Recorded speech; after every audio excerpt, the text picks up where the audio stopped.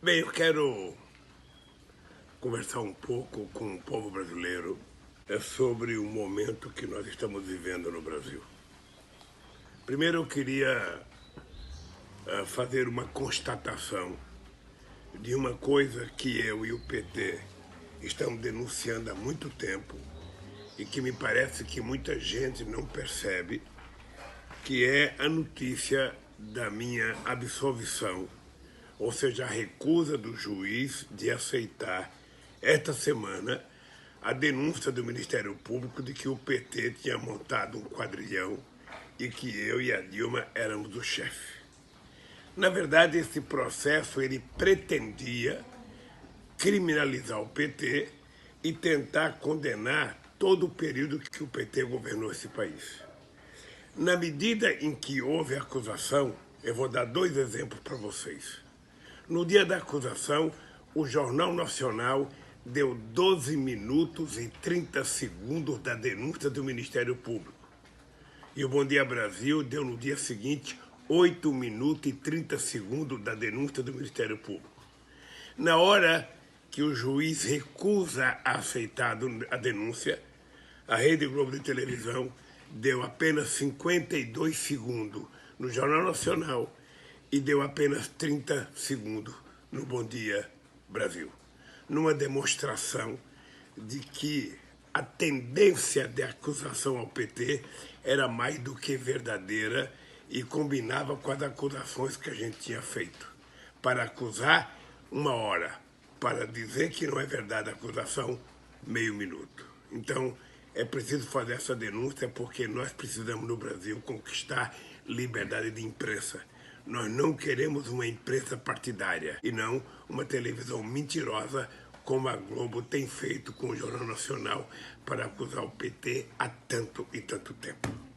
A segunda coisa que eu acho importante que aconteceu essa semana é a nossa vitória parcial no Congresso Nacional, quando a Câmara dos Deputados recusa o projeto fascista anticrime do ministro Moro, que tinha como objetivo condenar preto, jovem e pobre nesse país. Era quase que uma ordem para matar as pessoas. Eu acho que ainda tem gente que não compreende, mas foi importante o comportamento dos setores de esquerda no Brasil, no Congresso Nacional, que votaram o projeto principal com as mudanças e depois votaram emendas não permitindo que o projeto fosse aprovado como o Moro queria. Porque, na verdade, o Moro queria um projeto em que ele e a polícia pudessem tudo e o povo não pudesse nada. Portanto, eu quero parabenizar os partidos de esquerda que tiveram um comportamento de conquistar avanços importantes para diminuir o apetite miliciano, sabe, nessa lei de combate ao crime. A outra coisa que eu acho importante que aconteceu no Brasil hoje é que fica claro que o Congresso Nacional e que a sociedade aos poucos vai acordando e vai descobrindo qual é o objetivo do governo Bolsonaro e os partidos que o apoiam. Ou seja, o Congresso Nacional está tomando uma atitude que tem que se esperar do Congresso Nacional, porque o Congresso, com todos os defeitos que a gente possa encontrar, no Congresso está lá a representação oficial da sociedade brasileira na época das eleições. Quando o povo compareceu à urna para votar para deputado e senador, aquela era a cara da sociedade brasileira naquele momento, era o pensamento. E me parece que as pessoas estão acordando. As pessoas não querem participar do desmonte do Brasil, da destruição do Brasil, ou tentar transformar o combate à criminalidade, que tem que ser uma coisa mais científica, de mais inteligência, sabe? E uma coisa que está umbilicalmente ligada ao crescimento econômico, à geração de emprego, ao salário, à carteira assinada, à educação, ao livro.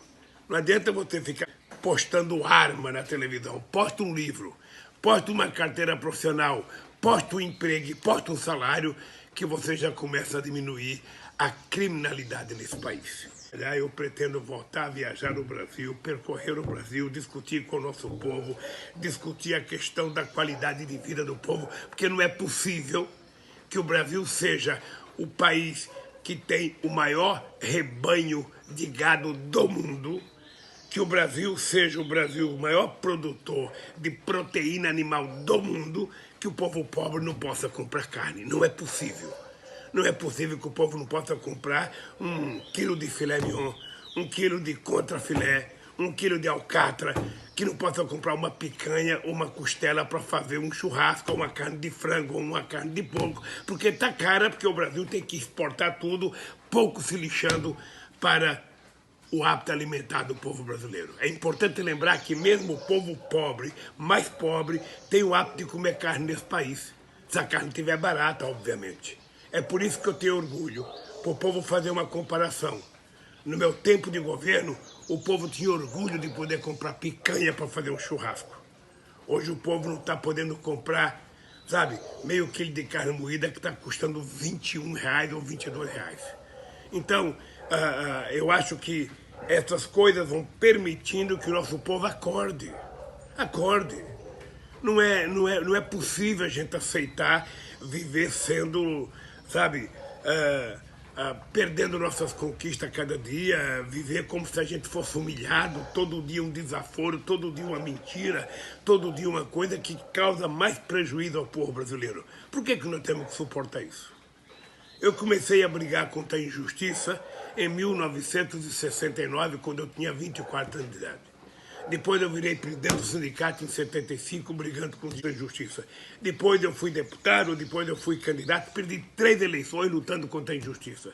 Quando nós ganhamos, em 2002, eu queria provar ao povo brasileiro que com a ajuda do povo a gente poderia fazer o Brasil mais justo, mais soberano. Um Brasil em que as pessoas pudessem ter o prazer de comer, almoçar, jantar, tomar café, ter emprego. E nós provamos que é possível construir um Brasil mais moderno, um Brasil mais rico, um Brasil mais humano, um Brasil socialmente mais justo.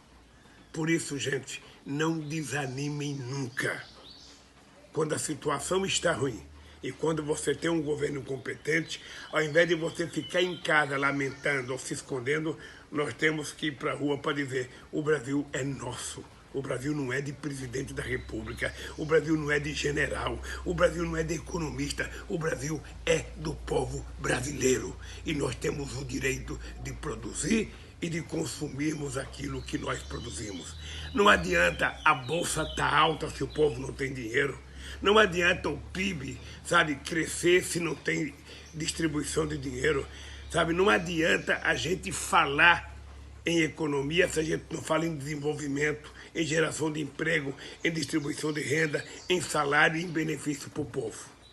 Por isso, companheiros, eu quero que vocês saibam, que as companheiras compreendam que eu estou em liberdade, estou percebendo a sacanagem que estão fazendo comigo. Vocês viram o que aconteceu no TRF4. Uma atitude totalmente contrária a qualquer bom senso. Passaram o meu processo na frente de 1.941 processos, votaram quase que como um ato de vingança à Suprema Corte, e eu quero dizer para vocês que eu continuo com a consciência tranquila, porque eu sei que os que me acusam é que assaltaram esse país. E eu estou disposto a provar a minha inocência, e desafio eles a provarem a minha culpa. Por isso, gente, olha, nada de desanimar.